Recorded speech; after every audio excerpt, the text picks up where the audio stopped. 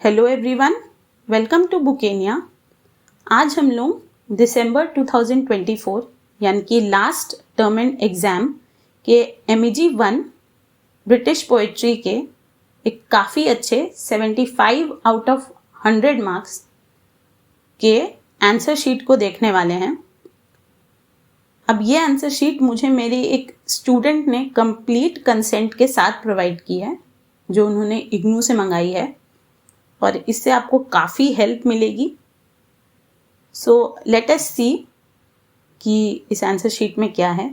तो सबसे पहली बात, 75 आउट ऑफ 100 एक टॉपर के मार्क्स हैं, क्योंकि इस सब्जेक्ट में पास परसेंटेज काफ़ी लो है। रेयरली ही कोई स्टूडेंट 40, 45 या 50 स्कोर्स तक मैक्सिमम जाते हैं और 75 का स्कोर तो बहुत ही कम स्टूडेंट्स अचीव कर पाते हैं। तो आइए देखते हैं कि इन्होंने किस तरह अपने आंसर्स लिखे इस स्कोर को अचीव करने के लिए।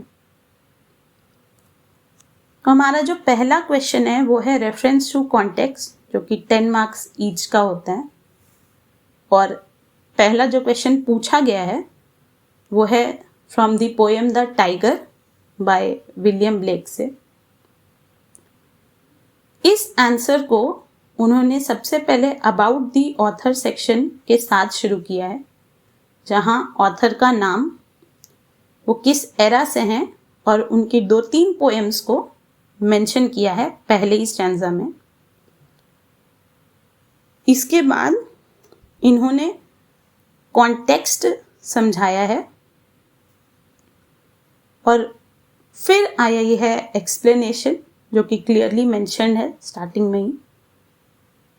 और मैं चाहूँगी कि आप एक बार वीडियो पॉज करके इस आंसर्स को खुद से पढ़िए, क्योंकि अगर मैं एक एक आंसर पढ़ूंगी तो वीडियो कुछ ज़्यादा स्ट्रेच हो जाएगी।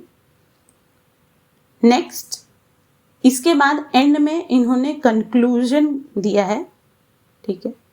आप नोटिस करेंगे कि इनके आंसर में एक स्ट्रक्चर है, तब कहीं भी कुछ भी ऊपर नीचे मेंशन नहीं है, एक फ्लो है। इसीलिए इन्हें एग्जामिनर ने आउट ऑफ 10 मार्क्स में 8 दिए हैं, जो कि रेयरली है, मिलता है। मूविंग अहेड, आरटीसी का क्वेश्चन नंबर 2 आपका पूछा गया है लिसिडस बाय जॉन मिल्टन से। अगेन इन्होंने प्रॉपर फॉर्मेट से शुरू किया है अबाउट द ऑथर में। हाँ, इनसे एक मिस्टेक हो गई थी कि इन्होंने डॉन और जॉन मिल्टन के बीच में कंफ्यूज किया है, पर थैंकफुली इस मिस्टेक को करेक्ट कर लिया है। दोनों जॉन हैं तो स्टूडेंट कंफ्यूज तो हो ही जाएंगे। And then following again context, explanation and then conclusion, जिसमें कि हर एक पॉइंट क्लियरली मेंशन है। एंड अगेन इस आंसर को मिले हैं 8 out of 10 marks. Now coming to next long question answer of 20 marks each. पहला क्वेश्चन जो पूछा गया है वो है discuss the death and suicide as the important theme in Sylvia Plath's poem. अब सिल्विया प्लाथ एक अमेरिकन पोएट हैं, जो कि पोस्ट मॉडर्निस्ट एरा से बिलोंग करती हैं, और यही 2 की पॉइंट्स इन्होंने अपने अबाउट दी ऑथर स्टैंजा में मेंशन किया है। और यही स्मॉल की पॉइंट्स हैं जो आपका स्कोर बढ़ाती हैं। सेकेंड स्टैंजा में इन्होंने एक और की पॉइंट मेंशन किया है प्लाथ के बारे में, जो कि है इनकी पोएट्री कन्फेशनल पोएट्री का फॉर्म थी। अपकमिंग वीडियो में मैं एक बहुत ही कॉम्पैक्ट वे में आपको ये सारे पॉइंट्स दे दूंगी, जिनसे कि आप भी अपने एग्जाम में इन सारे पॉइंट्स को यूज़ कर पाएँ और अच्छे स्कोर्स को ला पाएँ।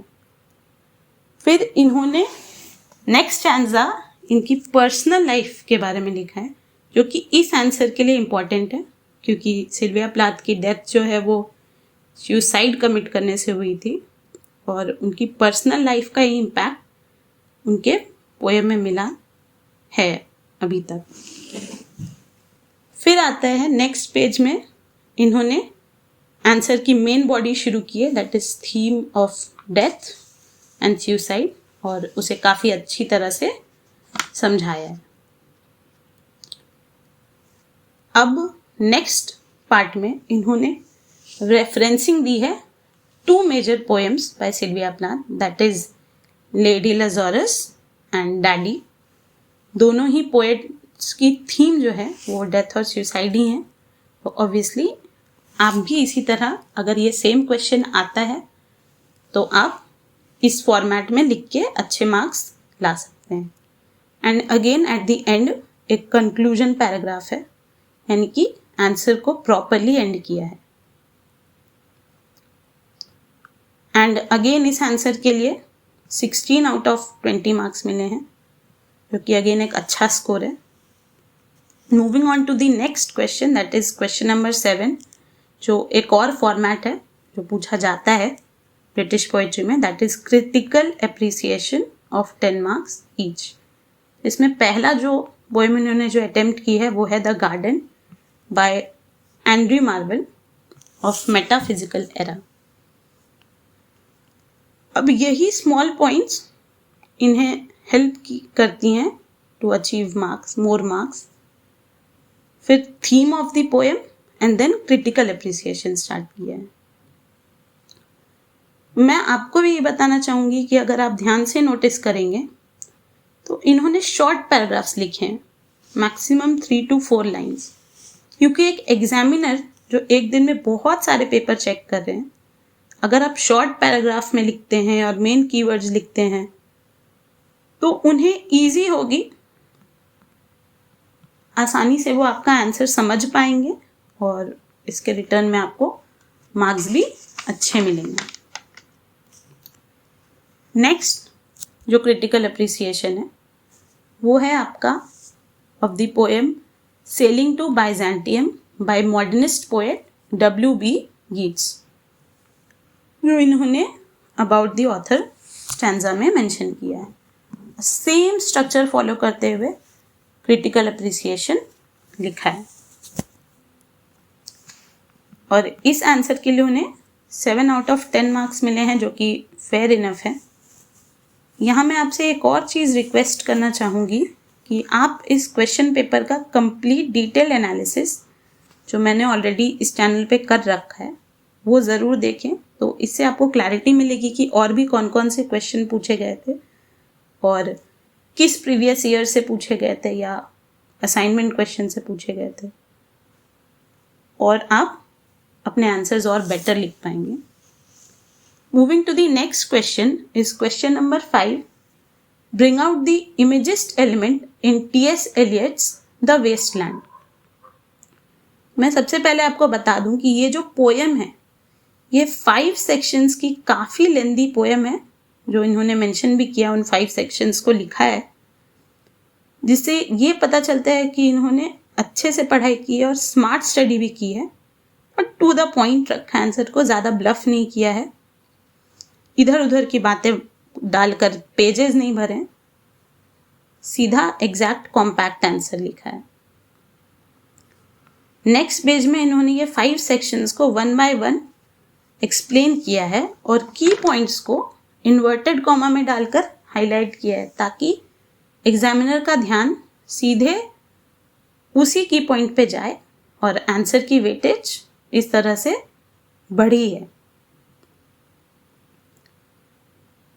अब पॉइंट वे इस अच्छे से आंसर एक्सप्लेन करने का ही रिजल्ट है कि आंसर का फ्लो बनता गया है और मार्क्स बढ़ते गए हैं इनके। नेक्स्ट पेज में इन्हें 16 आउट ऑफ 20 मार्क्स मिले हैं इस आंसर के लिए, जो कि काफ़ी फेयर इनफ है। इसका एक रीज़न ये भी है कि इन्होंने शुरू से एक स्ट्रक्चर फॉलो किया अपने हर आंसर में, जिससे इनका जो फर्स्ट इम्प्रेशन है एग्जामिनर के माइंड में वो ये बना है कि इन्हें ये सब्जेक्ट आता है और काफ़ी अच्छे से आता है। नेक्स्ट क्वेश्चन पे जाने से पहले मैं आपको बताना चाहूँगी कि हमने बुकेनिया चैनल पे एक फॉर्मेट स्टार्ट किया है ऑन द टॉपिक्स का। तो इस मोमेंट पे अगर आपको कोई भी ऐसा टॉपिक है जो आपको नहीं मिल रहा है यूट्यूब पे या बुक से समझ में नहीं आ रहा है, वो आप हमारे कमेंट्स में मेंशन कीजिए या डायरेक्टली हमारे टेलीग्राम चैनल को ज्वाइन कीजिए और वहाँ मेंशन कीजिए ऑफ इग्नू MEG कोर्स के किसी भी सब्जेक्ट के लिए, और डेफिनेटली मैं जल्द से जल्द उस टॉपिक पे वीडियो लेके आऊँगी।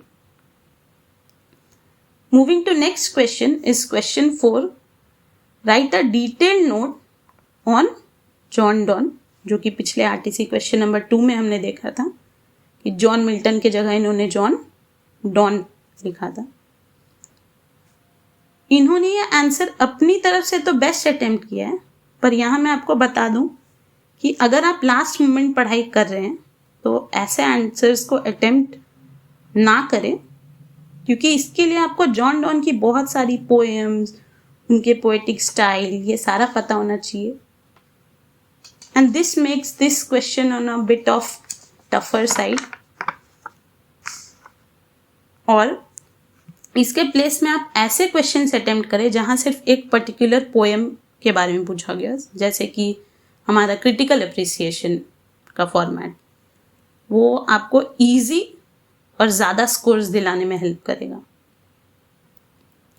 और इस आंसर के लिए इन्होंने 12 आउट ऑफ 20 मार्क्स दिए एग्जामिनर ने, जो कि फेयर इनफ है क्योंकि ये काफ़ी डिटेल्ड और टफ आंसर था, फिर भी इन्होंने अपने बेस्ट पॉसिबल वे में इसे भी लिखा है। तो यहाँ पे हमारी आंसर शीट एंड होती है। अब नेक्स्ट वीडियो जो है मैं बता दूँ आपको, इसी आंसर शीट के एनालिसिस पे बेस्ड है। उस वीडियो में आपको पता चलेगा कि अबाउट द ऑथर सेक्शन में आपको क्या क्या लिखना है, जैसे कि सारे important poets and poems era wise compact way में लिखे गए हैं, ताकि आप भी अपने लो स्कोर्स को हाई स्कोर्स में ईजिली कन्वर्ट कर पाएँ। अगर आपको ये वीडियो हेल्पफुल लगी हो, please like this video, share it with other students to help them out, and subscribe to Bookenia for more such practical and helpful videos. आपको जिस भी टॉपिक पर वीडियो चाहिए, do let us know, and बहुत ही जल्द हम सारे topics को कवर करेंगे। Join our टेलीग्राम चैनल या कमेंट्स में लिखें। So thank you for watching Bookenia. Let's meet soon again.